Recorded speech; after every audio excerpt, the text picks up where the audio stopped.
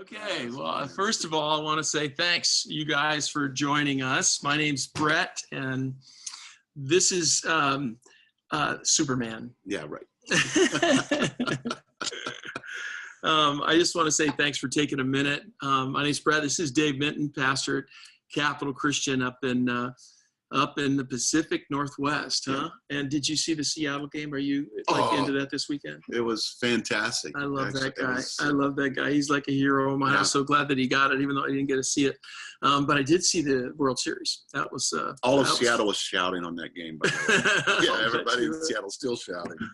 I wanted to at least just give you guys a shout out and say thanks for joining us. Some are joining us now. Some are going to be joining us in a little bit. But Dave and I wanted to go ahead and just walk through something that God has really given as a new vision to be able to help take, next steps in a church that is seeking to do, everything that we try to do in producing the weekend services and everything. We always want them to take next steps. And so our heart and hope in this is that we're going to walk through a bit of a strategy that we're doing that you guys can do, with or without us, in some small or significant way that might help you and your congregation kind of go to the next step. Dave, I'm going to come back your way as we kind of open this. Sure. You've been a pastor for 2 years, right? Yeah. Just a couple of years.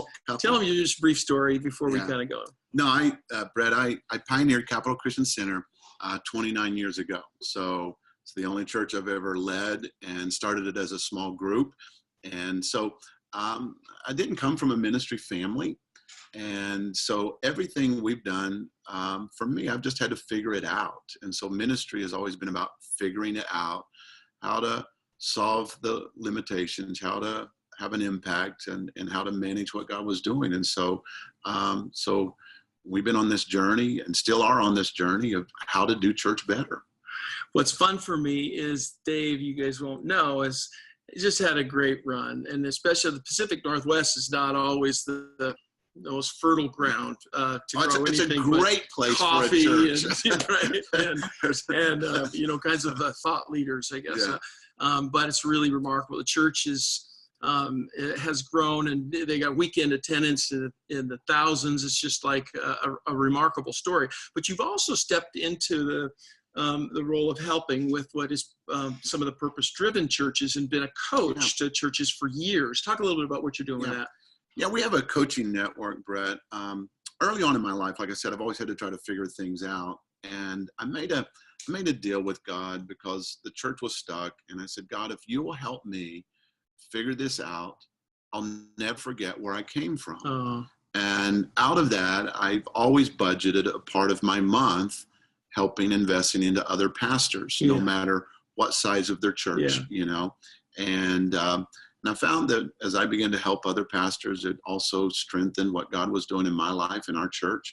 And so out of that, we have this pastors network, and really focus on developing them and becoming healthy churches through implementing purpose-driven and having a great commitment to the Great Commandment and a Great Commission, as Pastor Rick would say. There you go. And so we love it. Yeah, right. And so, we help churches who might know what purpose-driven is, but don't know how to implement it. Right. They've read the book, they've come to the seminars, sure, but they somehow have a breakdown and a disconnect. And so we like to kind of come in and be strategicians and help them implement. That's awesome. Well, for those of you that don't know, and by the way, before I say, I met one of your disciples, Sergio de la Mora, down at Cornerstone Church in San Diego. Yeah. And I know him, love him, got a great relationship. Then he told me that you were his mentor, and just made huge impact in his life and ministry, his life, not just his ministry. So I thought, who is this Dave guy? I got to meet him because I respect Sergio. So he's a great guy. Well done. Well, for those of you who don't know, I've had the privilege of serving on the senior staff at both Willow Creek and Saddleback for about 15 years combined, but 10 years or so at Saddleback, kind of championing groups and leadership development, and kind of the assimilation. I was kind of charged of the class process, the 101 301, 201, 301, 401. We talk about bringing them in, build them up, train them forward, and send them out raw. Hi, there it is. But for me, I've had the privilege of being able to see the small group ministry go from about 70 groups to, now they got on record like 7,000 groups, Wow. 60,000 or so people that are connected in community, and leverage the power of weekend alignment with what was small groups in a way that was second to to few ministries around the country. So, but capturing video footage of the senior pastor in a way that their people would respond to has always been something that we've just seen great harvest to raise up new leaders. And Rick has gone on, and he's in the middle of his 12th campaign right now, 40 days of prayer, but there's 40 days of so many different topics, from 40 days of transformation, 40 days in the Word, 40 days of mercy, and daring faith, and so many different initiatives that they have done with that. Now, we went on at Lifetogether to be able to coach and consult with churches to do the same thing, only do custom editions of those things. Probably 500 churches that we have partnered with to help them connect their entire congregation in groups by leveraging the life and leadership and teaching ministry of a senior pastor to produce resources that help connect everybody. But when I was at staff at Saddleback, one of the things that happened to me is running class, found out it took about 9 months to get people from the weekend service into class. And that was the number one next step at Saddleback. They had midweek for a while, but that was the number one between the weekend service and that. And that wheelhouse was well oiled, even though it took a while to get there. So I've always thought about wanting to figure out, how do we get them in sooner? Especially in this day and age, people aren't attending church quite at the same rate and the same frequency, and thus they're not giving and they're not participating quite the same way. So I thought, well, what could create stickiness in a matter of weeks versus months? And because small groups is always a great way to get them in groups, but we've found some new ways to be able to sustain it on the backside of class and the backside of growth track, or the backside of whatever strategy you're using as your assimilation. Some people are doing a brief orientation or a luncheon or something like that. But I was in a church in Indianapolis, and this church doesn't use the purposes quite in the same way that the purpose-driven churches do. But what I found is they had about 20 groups or so. The church was running about 1,000, and they had a volunteer sitting behind a table, and they were telling, go to online to find some groups, or here's a little catalog. But we now know that the sign up to show up to that kind of a model group strategy is a terrible retention. Yes. So I just thought, what could we do that could take the best of what we learned about small groups and learned about moving people in groups, and create something that's kind of plug and play, something that was just add people, just add friends, as Dave and I made up today when we were talking about it. But we've kind of come up with a strategy that I'm really excited about. Dave, why don't you go ahead and talk a little bit about how we're doing this at your church, and how we would hope to be able to engage some of you that you might be able to join us in what is a pilot program we'll tell you about. Brett, you were talking about how it can take 9 months for people to go through the class system. We wanted to get people more involved more quickly. And to do that, we started brainstorming with you, and we came up with this strategy of a series of small groups that would be like a grab, gather, and go type of approach, so that groups could start as soon as people showed up, because we found that people were showing up because of the demographics of our community. We have a high military community and a university. There's a big turnover. There's a big turnover. Yeah. And waiting to start an annual growth campaign, or waiting to start an annual small group campaign, really missed the opportunity. And so we had to be more fluid and more flexible in the ability to start groups quickly. And so we started with you this curriculum called A Place to Grow, and it'll actually, it's a small curriculum of 4 weeks, one volume, 4 weeks, but then it goes into A Place to Serve, another 4-week curriculum, a place to grow, another 4-week curriculum, a place to connect, and a place to go. So in all, there'll be 5 volumes for us, and each volume will have 4 lessons in it. And so it's really easy for someone to grab this material and then constantly be hearing about the vision and the values and the purposes that we're teaching at Capitol, so that it's augmenting and enriching our classes that we teach, where we go deeper with the 5 purposes. So it's an incredible combination between the system of the classes and getting people connected relationally real quickly. Yeah. Because the classes are a great way to give the information, Right. but it misses connecting and ongoing relationship development. Yeah. So this gives us the incredible opportunity to get people connected quickly, and we're just launched, and the results are going. Tell them about that. The results are going really well, because it's just so easy for people to get connected and get going. But the exciting part about, and here's the thing, because when the campaign is not over, there's another campaign, and then there's another campaign, and there's another campaign. And it also gives people who go through maybe a place to belong, they can go on to the next series, or they could go back and take new people through that series themselves that they just went through and learned themselves. Right. There's so many ways that this can be used. It really is empowering the congregation, resourcing the congregation, that we're pretty excited about. Yeah. Well, even in the first round with A Place to Belong, which is kind of a precursor to what could be any kind of a next step on membership, certainly Class 101, what could be Growth Tracker, could be some other, kind of discipleship, a membership kind of a process that you might have as a church. But we actually are right here, right now, actually in the studio that Rick Warren uses in Southern California. Dave came down, and he is in the middle of shooting.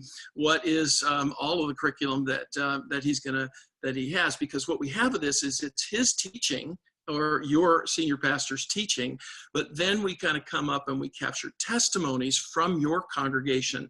So it's not just coming through the story of a middle-aged guy like with one ethnicity. Yeah. You like how I did that? Yeah.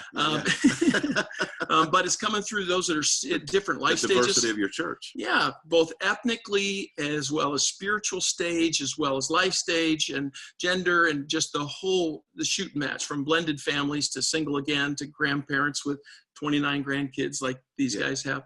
No, they don't have 29. No. But the spirit of it is testimonies from your folks. Now, what we're trying to do with kind of this pilot is we're trying to work with several churches so we could get testimonies that aren't just giving weekly curriculum or weekly teaching over the series that they pick up on any given Sunday, but we're trying to get what is daily testimonies. Yes. So over the course of what is 5 volumes that we're doing now, we want to get what is either 7 days a week. So, do the math. It's a large number that we need, over 100 testimonies that we could make available to all of the churches, so that we can do this together. And so, but the results already, you guys have launched, you had hundreds of groups, right? Yeah. But you, even this last season, you launched a bunch more. Huh? Yeah, exactly. We've launched 100 new groups, and we're pretty excited about that. And again, you're on the testimony part, Brett, it's so impactful because you're involving so many people. You're giving them a place to connect and be a part, and then you're by the daily testimonies, you're also just keeping everything in front of people. You're doing it in a creative way, and it really decentralizes a lot of what you're trying to accomplish as a church, and it's been fantastic. The other thing that you and I were talking about today was how a lot of times with a campaign or a fall launch or a semester system, however you're doing your small group strategy, you'll kind of go up and down, sometimes pretty aggressively. I remember one person did 40 Days of Purpose. They launched 220 groups. They ended up with 2 afterwards. Okay, so that was early on, because I coached the first 29 churches that were doing 40 days. We learned a lot between there and 29,000 churches that did it, and we tweaked it. But with this strategy, it's a sustaining strategy. So you start them, and it doesn't come all the way down. You have the next razor blade. You got the next leg of the chain. So you're able to go more like this than it is kind of up and down. Why don't you talk about that? Yeah, for real, Brett. Again, this becomes just a core part of how we want to be able to do church. Again, we're addressing the people flow into our church. And, in our context, we have to think of ourselves a little bit like a university because we have so much turnover, and we want to get people up to speed really quick. And the way we do that. Hey, my friend. How you doing, bro? I'm just interrupted. Yes, you're not interrupting. Join us, man. Terry's coming in to be able to shoot his series after Dave is as well. So glad you could join us. So you're midstream on the most powerful thing you've ever said in my life, sharing the area that you love this guy right here. It's great to have you. I'm going to come to you in a sec, Terry, won't you? But what it creates for us is a baseline curriculum that new people can pick up and run and get up to speed quickly. They're able to pick this material up and get orientated, understand the DNA, understand the values, and how to get connected. And then also, they're also building relationships as they're doing this. So for us, we're extremely excited because it addresses a big problem that we have. Because when we do the fall campaigns or the annual campaigns, sometimes we got people who are only going to be there a year.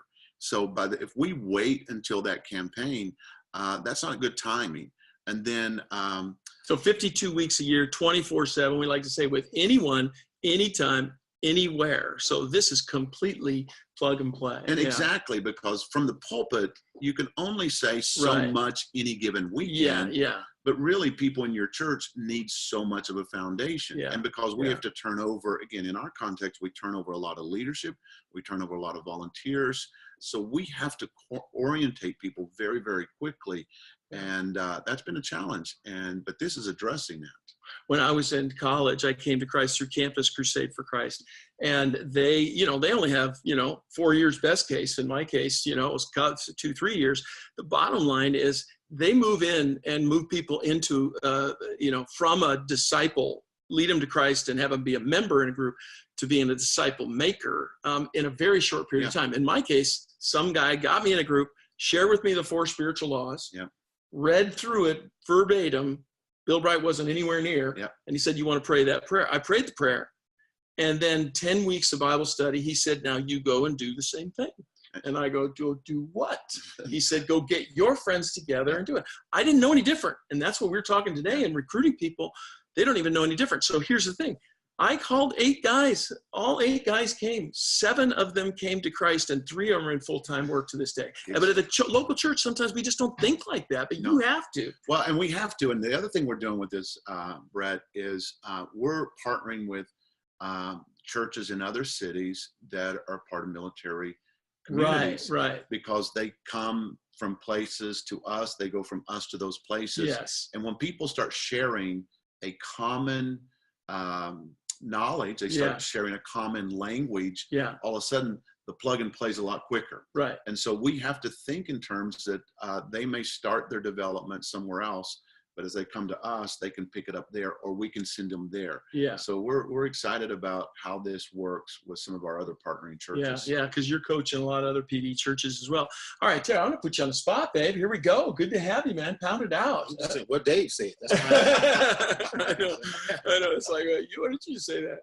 But Terry, you've been pastoring at your church down in San Diego, and God is doing some amazing things. You're just seeing so much happen. It's really exciting. Tell me a little bit about your church.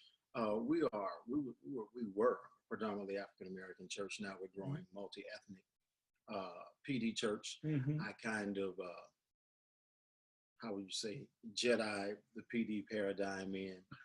Started doing PD and then brought them to PDC, and they said, oh, this is what we're doing. I saw you at the conference. They came to the conference with a whole bunch of folks, and the Get It Factory, you know how that is at a conference. It makes sense now, but we were over 50 years old when I took over.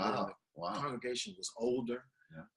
The pastor who was there before me pastored 40 years. And then handed me the baton, and now we're growing increasingly young, have a high military population because of San Diego, but San also Diego. a high college population as well. And you need the same kind of thing. But absolutely, and so we have to do it because the intimidation in the younger generation, the fear of the word commitment, I believe, they're hesitant to make the commitment, but then when they can see you're actually committing to God, then a church, not to a church, and then maybe I get to God. So I'm excited about the series. And what I like about the commitment part about that too, Terry, what you're saying is when you make that commitment, when the commitment is clearly defined, it takes the fear out of it. Absolutely. Because if I don't want to sign a contract, I don't understand what I'm buying, or what the details are. But when you can clarify what it is. Now, what's true about this is we were talking earlier about how it's hard. That's getting stickiness in a church is tough. And down in San Diego with Larry Osborne, Sticky Church and all that, what they've been able to do is unbelievable. They've gotten a high percentage of people into groups. But you guys have been using the class process, and you've instituted it at your place, Right. and that's serving as a great tool to move people into greater commitments with Rick's strategy of having the commitment. I mean, I ran that on the back side at Saddleback for about 6 years. I just saw the fruit of it. Why don't you talk about how that's happened and how you're starting to see this maybe be a tool to help that? Absolutely. When we instituted class, we changed the name, of course, to Get Fit. We were on this health kick. Oh, and so, yeah. but we're getting people fit. through Look now. at you, man. The Daniel plan. Come on. Yes. Guys did the Daniel plan. I did it twice, though. I don't know what was wrong with me. 3 times the charm, though, Right, okay? yeah. D, that's break. Yeah, you know I'm married to the Daniel plan. Sometimes that dead-gum Daniel plan, you know?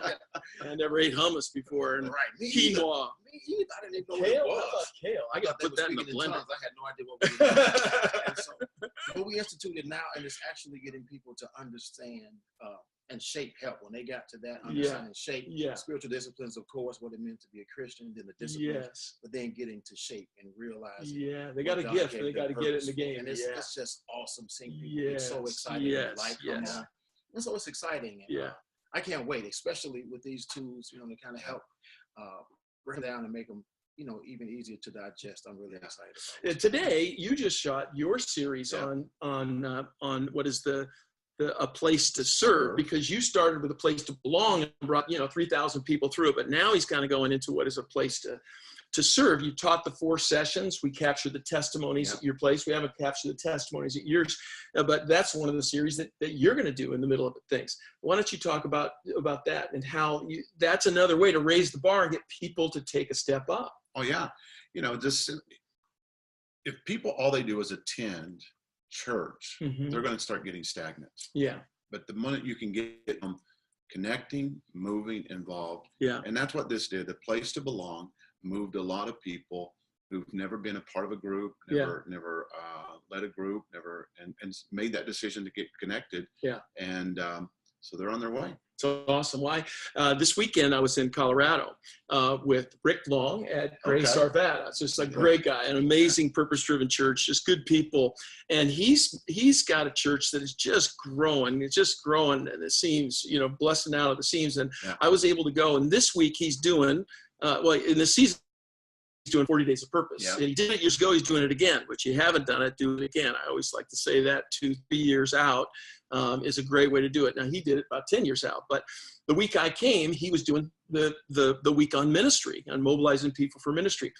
But you heard that message and what Rick did and what he's doing with the groups and everything. It's just awesome. But down the street is a church called Red Rocks Church, a great church led by Sean Johnson. I went over to go see this church. It is the 2nd or 3rd fastest growing church in America this year. But they all came over, sat down with Rick and said, how do you get people to take that next step of commitment and getting in the game? Now, the place to serve is a killer one that we're doing that, but with the other one that we're doing is a place to connect. Yep.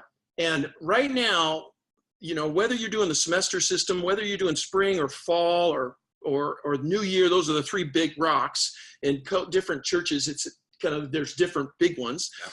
But the bottom line is you're launching groups during campaign season, which is great.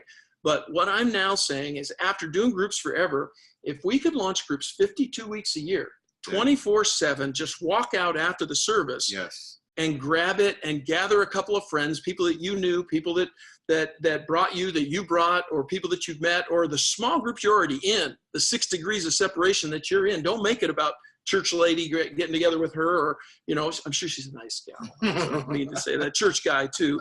But this is a chance more organically to be able to get people into groups. And you could be doing like you guys are going to do it as an alignment strategy over the course of a year, where you're going to teach on the weekend the four sermons, and we're going to share all those sermons in this kind of pilot, by the way. And then you have the people go through the 4-week series. But this is designed to launch groups anytime, anywhere, with anyone. And the net growth, I believe, of this is going to be as significant, especially on the sustaining side, as the 40-day, any 40-day campaign that you do, or any campaign or growth track or class, whatever. I think it's going to move people into class or growth track. I think it's going to take them deeper afterwards. But you're doing alignment, but it's also could be used off of any given sermon. Yes. So if a week is on serving, you could say the way to do that is not just go out to the ministry fair, it's go grab that curriculum, gather some friends, and you'll discover your gifts. You'll deploy them right away. You'll talk about how you could do it together, and then you do serving projects together. But you could also have a point, just a point in your talk on how do you grow. You don't grow alone, you do life together. And you could say, go out and grab the Connect curriculum because it could start a group on any given Sunday. Now, you're just kind of getting into the small group things. You've done it some with 2-3 campaigns, but can you imagine being able to launch groups on any? Talk a little bit about that, Terry, from your standpoint. It's so important, especially dealing with the population we deal with, military and college students, because one of the things they always talk about is time and being able to commit. Well, now we have that option that when they're deployed, they can take groups with us. That's right. On your college campus, you can have a group where you are. Right. You don't have to get to us. We can bring ministry to you. That's right. So it's an awesome commitment, because there are some students that can't get people out of bed on the Sunday. No, because they can get them out of bed. Not exactly for us. Well, it's good. If you had his preaching, they'd be out of bed on Sunday. I'm thinking about the series, with all the technology. We can just put my face on Dave's body. Come on, somebody. That'll work. I've seen it. That'll work. Actually amazing. Yeah, I mean, you could swap pulpits by just doing a little bit of Photoshop. Absolutely. I'd be better looking at that. We got to get the hologram machine. But with what he's talking about, Terry, since you're talking about the military, since you were talking about the military, one of the things that we're excited about that it'll do for us, Brad, is guys go into the field, so they'll be gone for 30 days. Yeah. So we sometimes start a campaign, and they have to leave during their campaign for training. Right.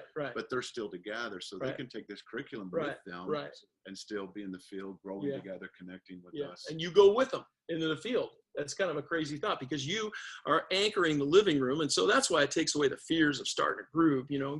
It's your pastor. You come week in and week out, and you're loyal to them. They wouldn't be sitting and hanging for as they do if they weren't, loyal to you. And that means all these other curriculum and all these other strategies, they want to hear you as their pastor. That's who they're going to respond to and say yes. What it does, Brett, the other part we really like about it is, you were alluding to it, you can do it at any time, and it's grow at your own pace, and it's grow in the area you want to grow. Right. So in other words, it's broke down into really small pieces that are really doable pieces, but when it's all complete, it's a totality, it's a total package. Yeah, it's almost like your discipleship pathway. A lot of people try to say of groups, we need a few curriculum, but if you have your house curriculum, you could do campaigns and stuff around. Yes. But it's teaching from your pastor, training from your leaders, and testimonies from your people.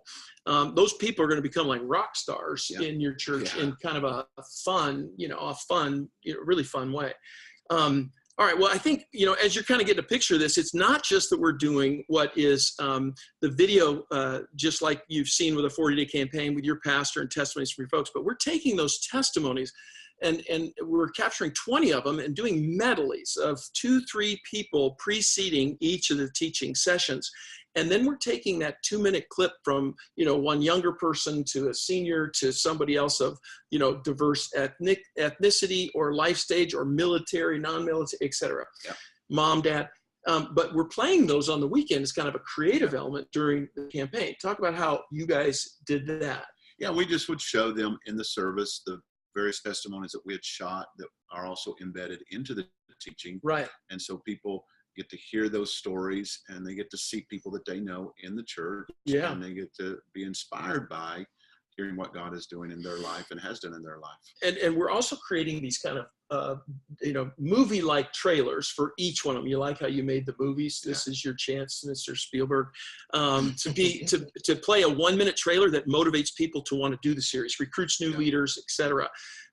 But also the study guide. I'll talk about the study guide. The study guide is designed where it's written already for the churches that we're doing in the pilot. And the bottom line is they will teach against each of those sessions where we have all the sessions scripted. Then you kind of customize it with some of your story and stuff. But we put photos in there from your congregation. Yeah. So it has that kind of magazine-like effect with dozens of photos, but also what is that yearbook effect when people kind of want to go see. Highly personalized. Yeah, so talk about it. You just introduced A Place to Belong. How did it go? It went really well. I mean, people, they excited. You can buy a curriculum with somebody else's pictures in it and somebody else's stories in it, or you can buy a curriculum with your stories in it and your pictures in it. And people love that. Yeah. You know, it's something that they are using also to draw other people into the story and participate with it, because you're involving them through the creative element, but then you're also using that as an opportunity to deliver the information. Right. Well, what I'd like to do is for those that are listening is we can see on chat there, folks. If you want to type in a question or two, or Blair, can I pull them on so I can hear them at this stage? You can't. Okay. All right. But if you, Skip, I see you out there. It's nice to see you again. Stacy and Thomas and Tim, why don't you guys just type in whatever questions, and as we go, we'll go ahead and answer those questions for you guys in the middle of this. All right. So what I kind of wanted to talk about is how you guys are rolling this out. And right now, Rick Long, who I was just with in Colorado, he is going to do what is the Serve series. So we're capturing testimonies in the next week or two at his place, and he is going to go ahead and roll it out for kind of that Thanksgiving and Christmas. That's a nice time to do the Serve one, because it's a time, you know, you're blessed to be a blessing. It's a time of giving, you know, because there's a lot of that in there, and then people knowing their gifts and then motivating these groups to go and serve in the community. Talk about it, because you're doing the same timing. Yeah, we're using it with the very same idea that you are blessed to be a blessing, and that you're going to grow. You need to make that investment, and so we're tying it to all of the Christmas season. You know, about being generous with your life, sowing and investing in your life. And so we'll launch that just after Thanksgiving. That's awesome. And then in the new year, why don't you talk about where you're going to kind of go over the course of the year? You're going to and then we go right into a place to grow. We're in a place to belong right now. And then as soon as that finishes, like I said, we go into a place to serve, and that'll cover the holiday season. And then as we get into the new year, we're going to talk about really growing. And that's what we'll start with, as a place to grow. And then we'll go. And then what they'll do is, in every one of these series, it creates new on-ramps. I was talking with Ryan Nunez, who's also doing the pilot with us, and he was saying, Brad, we're just looking for more on-ramps to be able to get people in to the life, work, and ministry of our church. And it gives you another chance to launch new groups. So when people sometimes come in certain seasons in a church, you have to wait for the campaign. You have to wait for class. You have to wait for the next season to be able to launch groups. And this is far more effective than having them even come out to clipboards or, you know, kind of going online. Some of that stuff has been effective, but this is far more effective. When I was at Saddleback, the strategy that we used early on was called a connection strategy. When I got there, 73 groups, and we had no staff. So we had to, just kind of figure out how to do this. And so we'd put people together, 10 people together, give them an evening exercise through some questions that go surface and deeper. They would self-select a group and launch it. And we had like a 70% retention rate. It was good, but it only got us to about 50% connected. But the strategies we're using now with having curriculum that's plug and play, that's just add friends, that is far more effective at getting you north of 100%. So we're saying it's not, the Bible says 2 or more. So we say it's you and who. It's just one other person, which is the nucleus, to be able to start a group. So all this curriculum, that someone would say yes, they gather with a friend, and they're actually able to start their first week, and the group actually expands. It can double between week 1 and week 2, the way the operating system is written with the curriculum. And I think that's an important part, Brett, because if you set your church up to sign up for a group, then it's almost like Christian mingle. You got to try to find the right day. What about the guy that's Christian mingle? I know you're okay. That's fine. But I'm saying that's not who we are. Yeah, it's that eHarmony. It's a lot of work. Yes. And now you've set people up. It's like you talked me into signing up. Now I can't find the group. Right. And now you can actually create that belief in people. Maybe I really don't fit. Right. Maybe I really don't belong. Right. But just turning that model on its upside down. Right. No, find a friend, invite a friend, and it starts with you. So it's not about we're going to find a group for you. Yeah. We want you to be empowered and equipped to start a group. And that turns the model upside down. Now let's talk. Just a minute ago, one of the things you need to know is we not only create these trailers, we not only create this plug and play curriculum, that people can go out and grab and gather some friends. But we also have developed in this, you'll see some strategies that we have proven over time at Lifetogether, working with about 500 or so mega churches. We have found strategies that actually help to recruit leaders by just sending out email blasts with a little sample trailer and some messaging. The first message we did with you about an hour ago that we'll do is we'll kind of script what is a message to the core. Talk about the message to the core, where we weren't just saying, hey, thanks, we want you to do this. Of course they're going to do this. You'll have a 95% participation with the existing groups. But talk about some of the messages that we did with that. Yeah, no, we just sent a message to them and thanked them, number one, for hosting the group and leading the group that they're presently doing, and then asked them for their support to go into the next series as we go into a place to serve, and gave them a link to connect with, and just kind of directly went to them through that. And we also shared with the small group leaders that we want them to, to dream about their people, not just being a disciple, but making a disciple. Yes. So we challenged them to go ahead and encourage their people to stay in this one, but maybe serve in another one, maybe divide and conquer, and 2 of you go. The Bible says they went out in pairs. Or stay in this one and start another one. Could be at work or closer to their house or pure affinity. But the fact is, you want the core just thinking like that and recognizing the way they're going to grow is go, right? And so then you had a second series of messages there's more to that, but for the congregation. Yeah. What did you say to the congregation? You didn't let them off the hook either. No, it's the same kind of thing. It's just the message to the congregation was simply this, that you need to be in a part of a community. Some of you have already been in a community, and we all know the value of being in community. We know what it's like when we are in a growth environment, but because these series are coming, we also encourage people to maybe this is their first time, to have the courage to step out, get into a group, or even host a group. Well, it's funny because I used to, as a kid, pick prunes. And the way you pick prunes is they take a little tractor, they grab the base of that tractor, they shake the living daylights out of it, drops all the prunes, and then a bunch of kids like me with knee pads on would come and pick up all the prunes. What we're trying to do is not just wait for campaign time to shake the daylights out of that, but we just want to keep just a nice touch where we're always, because its fruit is always going to come at different harvest seasons, but we want to continue to be able to launch groups. And it's far easier to launch new groups with unconnected people versus connected people. Because right now you got still the lion's share of your congregation that isn't in groups. Why don't you talk about that?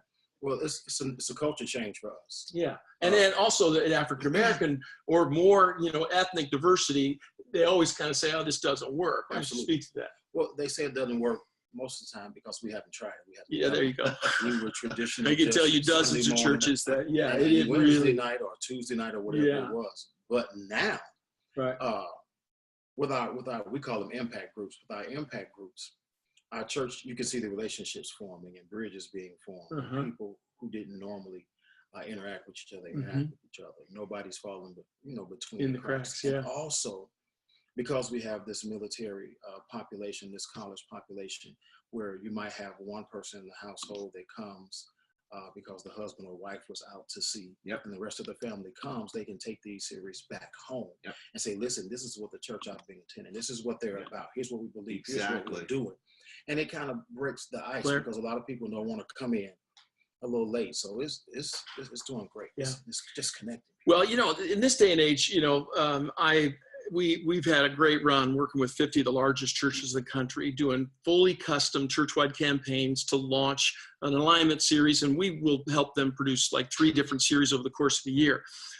But our greatest love, and I was just in 3 of them or 5 of them in the last 5 days, of the fastest growing churches in the country. They have the highest percentage growth rate, because with that kind of growth, they got to figure out how to close the back door and assimilate it.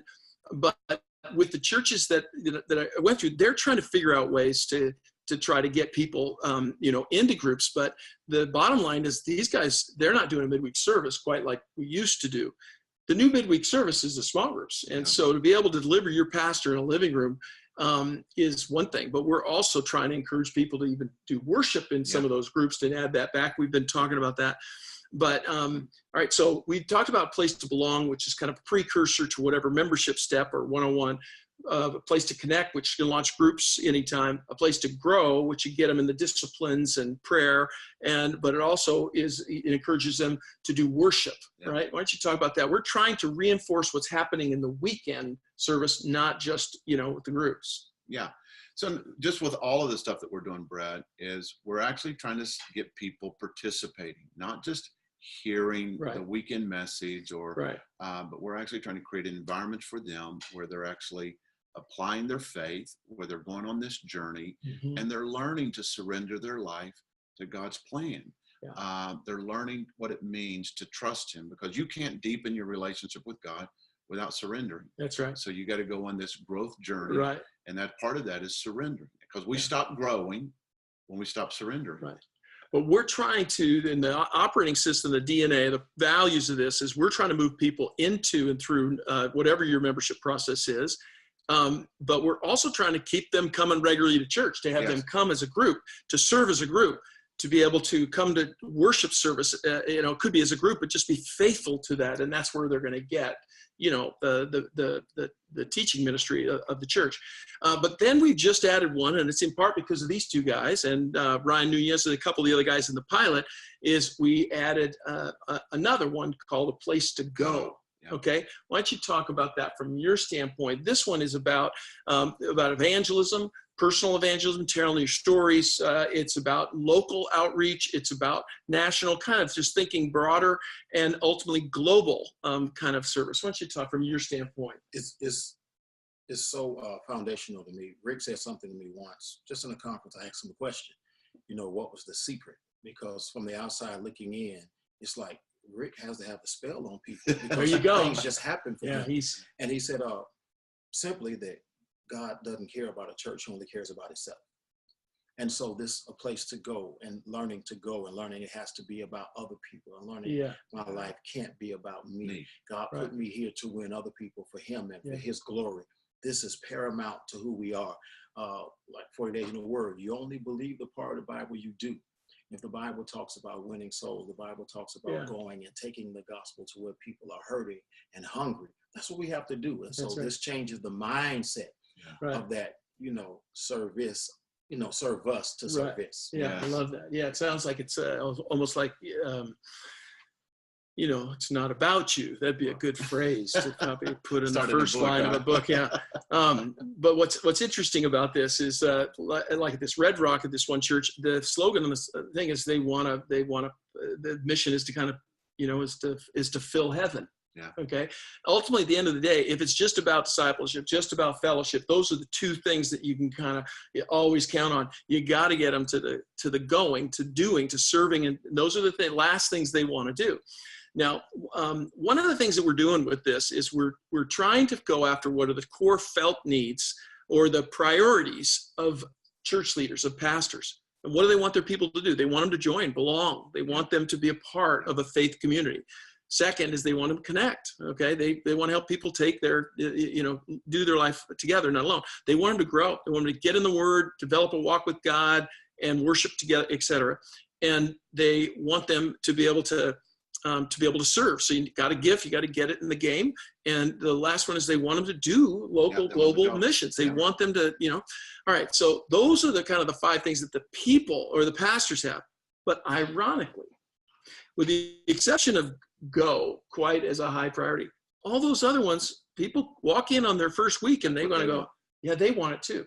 So we're trying to put those synapses together where this is a push-pull. Yeah. And this is something maybe for such a time as this, that we get the benefits of what we've learned with the campaign, and even and of small groups and assimilation and discipleship, et cetera, and kind of put it together. This is kind of the next step campaign. We had talked about that because you had said this is kind of like a campaign, but talk about the next step campaign, the 1-year thing. Yeah, so you're absolutely right, Brett. Those are the areas we want to cover. But if I as a pastor don't help cultivate all those things that we just talked about, then I'm not raising a healthy church. And so if there's an absence of going in my church, then there's an absence of teaching and modeling and leadership in the church. And so this helps us cover all the aspects, and maybe someone that's their weakness. As when this whole thing is developed for us at Capital, when all of these curriculums and next steps discussion series are developed, when you come to church, based on where you're at, this is the diet I need to put you on. Right. Here's the group I need to put you in. Right. And it's as quick as a conversation. Here's what you need, and I can prescribe a tool that will resource you to move at your own pace. Right. So now, if you're brand new to Christ, like your story about how you through Campus Crusade in 9 months, you're doing something. Yeah. I think we wait too long to involve people. Yeah, we do. But I think when people get involved, it helps bond and deepen their commitment. So if someone comes brand new, here's a journey. Mm-hmm. If someone comes missing a part of their diet, here's where you should start. Mm-hmm. So it's very fluid, mm-hmm. and but it's also simple, but there's a depth to it. Yeah. What's fun for me is because I always, when I got to Saddleback after doing the stuff at Willow, because the classes were taught more of a lecture format, I brought in a couple hundred round tables to try to do it. And what was awesome about it is that we were able to try to launch some groups out of 201, but we weren't able to do it in the other classes just because you want to make sure you cover the content that's there. But this is a perfect strategy to put on the back table in 301 is a place to serve. Yeah. Or in the back table of 201, a place to grow. Okay. Yeah. Or 401, et cetera. But our goal would be to help churches launch groups out of class. Or if you're doing what is the growth track, out of the Dream Team week that you're doing, you could have this out there. Or out of the small group week, that you need to connect, you could have it there. Whatever operating system, whatever next step. Or for me, I think one of the best things is going to be to host a one-time orientation with the pastor that you could say, here they are, to explain them a little bit further, or to have a one-time class that'll move them into this or motivate them to go to class, you know? Yeah, no, I think you're absolutely right, Brad. The classes are really good, and we use them at Capitol and go through the 4 classes. But if you go through all 4 classes, you're still only about 16 hours of time together. Right. That's not a lot of time to build community. Right. And then in the class, you're being talked at, even though there's some discussion. And then sometimes the classes are larger, so you don't build community. It can't be as personal. I did 401, and there was almost 2,500 people in the first 401 class. Yes. So it's going to be hard to build community in 200 people. But if you did that, then you'd end up having, say it's, 4 weeks of 2-3 hours a piece. Let's just say 10. Now you're talking about 50 more hours to complement, to move it from the inspiration or the instruction to conversation gives you the greatest application and transformation lies. And the way we're going to be using this material in our classes, we're going to seed every class with new leaders. So in that, they're going to stand up and say, hey, by the way, I'm going to be talking more about this in a small group format if you'd like to join. Right. And so just have quick on-ramps out of every class with these curriculums, because we understand that just because they've gotten the class and gotten the information doesn't necessarily mean they've deepened their community and their relationships. And I think that's really critical if we want people to be retained in our church community. Well, I think what's going to happen, and we're going to wrap here in a second, and I'll have you, Terry, kind of give your final kind of remarks on this. But I think what we want you guys to know is right now, the material that Terry does or Dave does is going to be available to other churches. And we're going to make what is kind of a generic edition of what is the next step, conversation series with some of Dave's teaching, some of Terry's, and some of the other guys that are in a pilot. Right now, the purpose of this call and conversation is for those churches that are looking for a next step strategy. They're looking for a next step campaign that they could move people into the life and ministry of the church, covering those core values, those purposes, mind you. And so we're looking for a handful of other churches to kind of finish what is the pilot season that we're in, that we could make a fully custom edition for their congregation with teaching from their pastors, testimonies from their congregation, and training from their leaders. And in doing that, we'd be able to share the testimonies between it. We'll be able to share the weekend teaching notes, et cetera, and all the marketing materials, et cetera, so that we could help other churches. So, kind of with that, you're watching this, feel free to give us a jingle. We'd love to be able to explore doing that with you. as we're doing this right now. So this weekend, Rick Long and Grace Arvada is jumping in Denver, and Brian Nunez out of Arizona. And there's 3-4 other churches that are right now making a decision. We can't take a ton of them in this season, but we want to be able to recruit a few others. Any other comments that you might say on that side, Dave or Terry? You guys just kind of in summary as we kind of wrap. I'm not seeing any Q&A on this. Blair, am I okay here? If you do, you guys could just email me at Brett, B-R-E-T-T, at lifetogether.com, and I can answer whatever questions. I'm not sure if I have a technical problem or if it's just I'm a problem. So go ahead. Terry? I would just say it's a great step. Do it. The worst thing that can happen is your church gets healthier and it grows. That's great. That's a downside. Yeah. I think it's a good final word. Yeah. Here's a guy that's gone through the Daniel plan twice. Okay. Fantastic. Anything else on your side, Dave? No, final thoughts. I think, guys, is, for us, this helped solve the problem we were having. If you're struggling to get people connected quickly, this has been beautiful for us. Yeah, it's great. Well, thank you guys for joining us. I see we haven't lost anybody. It's nice. Sometimes, you'll start with a handful and you'll be sitting there talking to yourself, which is a different problem. But for those of you guys that would like, if you notice on the page that we've built, we have also a testimony from Ryan Nunez in Palm Valley in Arizona. Talk a little bit about this. And then also on Dave is Steve Hernandez, who's his class 201 and kind of a right-hand guy who has got some great insights and has so much fun. I just talked to him on the phone. He's fired up about what happened this weekend. In addition, there's a presentation that I put together that you could share with other folks that I kind of walk through a little bit more formally what we're doing and how we're doing it, should you guys want to consider jumping in on the pilot. Until then, I just want to say thanks for your time and effort, whether you're watching now or you're watching later. Blessings. Look forward to catching up with you later. Say goodbye. Peace out.